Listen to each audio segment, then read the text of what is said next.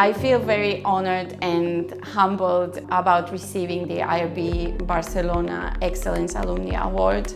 My favorite part of being part of the IRB was actually that I was a part of the IRB community. I really liked the way we interact, we exchange our scientific opinion. It was a very stimulating environment to be with.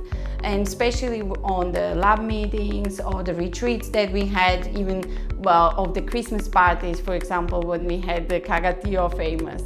I think when I was a PhD, what I really liked was to feel free and to be able to explore and do one day difficult experiment. If it doesn't work, then the next day we're going to do something else. So this was really important to explore and to enjoy the science.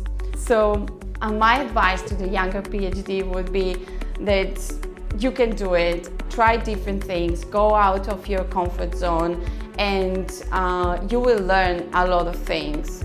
And always remember why science is fun.